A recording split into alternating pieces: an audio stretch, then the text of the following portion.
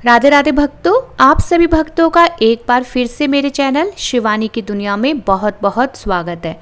हमारे हिंदू धर्म में पितृपक्ष यानी श्राद्ध पक्ष का विशेष महत्व है। हमारे पितरों की शांति व तृप्ति के लिए पितृपक्ष मनाया जाता है। पितृपक्ष में पितरों के निमित्त श्राद्ध कर्म, तर्पण, पिंडदान आदि किए जाने की परंपरा है।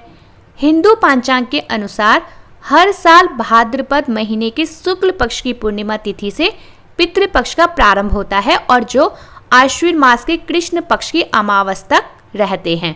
और इस साल 2023 में पितृपक्ष प्रारंभ हो रहे हैं 29 सितंबर दिन शुक्रवार से और पितृपक्ष का समापन होगा 14 अक्टूबर दिन शनिवार को, जिसे सर्वपितृ अमावस्या भी कहा जाता है। और सर्वपितृ अमावस्या के दिन यानी 14 अक्टूबर दिन शनिवार को इस साल का दूसरा सूर्य ग्रहण भी लगेगा।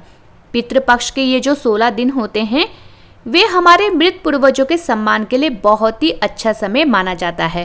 साल के किसी भी मास या तिथि में स्वर्गवासी हुए पितरों के लिए पितृपक्ष की उसी तिथि को श्राद्ध किया जाता है। उदाहरण के तौर पर अगर किसी की मृत्यु फाल्गुन मास के कृष्ण पक्ष की सप्तमी तिथि को हुई हो तो ऐसे में श्राद्ध पक्ष की सप्तमी तिथि को उस व्यक्ति का श्राद्ध करेंगे। यानी जिस भी तिथि को व्यक्ति की मृत्यु हुई होती है उसी तिथि को व्यक्ति का श्राद्ध किया जाता है। लेकिन यदि किसी को मृत व्यक्ति की तिथि याद ना हो या फिर किसी कारणवश हम तिथि के दिन श्राद्ध ना कर पाए तो ऐसे में पितृपक्ष अमावस्या के दिन श्राद्ध जरूर कर लेना चाहिए। पितृपक्ष के दौरान हमारे सभी पितर अपने प्रियजनों से मिलने के लिए पृथ्वीलोक में आते हैं और अपने पुत्र पौत्र आदियों से अपने के लिए भोजन तथा जल प्राप्त करने की उम्मीद करते हैं। जो लोग अपने पितरों के निमित्त इस श्राद्ध पक्ष के दौरान उनका आह्वान करके उन्हें भोजन तथा तर्पण प्रदान करते हैं तो उनके पितर अत्यंत प्रसन्न होते हैं और उन्हें और उनके परिवारजनों को शुभ आशीर्वाद देते हैं और साथ ही परिवारजनों की अनिष्ट घटनाओं से रक्षा करते हैं। वहीं दूसरी तरफ जो लोग अपने पितरों के निमित्त श्राद्ध तर्पण आदि नहीं करते हैं तो उनके पितृ कुपित और श्राप देते हुए बिना भोजन तथा जल के भूखे ही वापस पितृलोक को लौट जाते हैं। पूर्वजों के नाराज और असंतुष्ट होने से परिवारजनों पर पितृदोष लग जाता है और उन्हें दुख और कष्ट भोगने पड़ते हैं।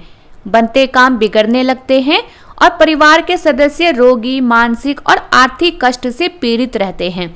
साथ ही पितृदोष के कारण संतान सुख भी दुर्लभ रहता है। श्राद्ध के दिन लहसुन प्याज रहित सात्विक भोजन ही घर की रसोई में बनाना चाहिए। श्राद्ध कर्म किसी सुयोग्य ब्राह्मण से ही संपन्न करवाना चाहिए।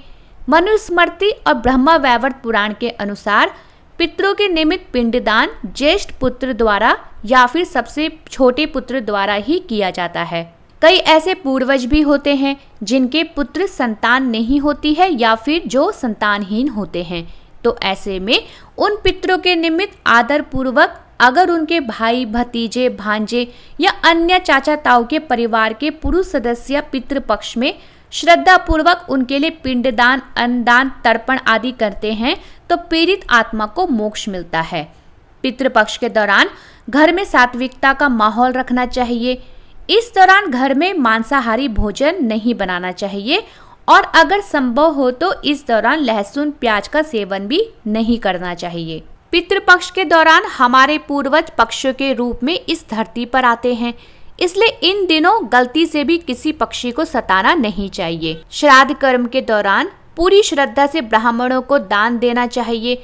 साथ ही यदि किसी गरीब जरूरतमंद को भी इस दौरान दान किया जाए तो इसका भी बहुत अधिक पुण्य प्राप्त होता है। कई बार लोगों को अपने पितरों के निधन की तिथि ज्ञात नहीं होती है और कई ऐसे पितृ होते हैं जिनके बारे में संतानों को ज्ञात नहीं होता है, तो ऐसे में सभी पितरों का श्राद्ध सर्वपितृ अमावस्या के दिन किया जाता है।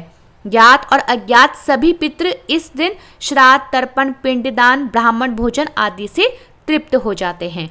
उम्मीद करती हूँ आपको मेरी ये वीडियो पसंद आई हो। वीडियो पसंद आई हो तो चैनल को लाइक, शेयर और सब्सक्राइब करना ना भूलें।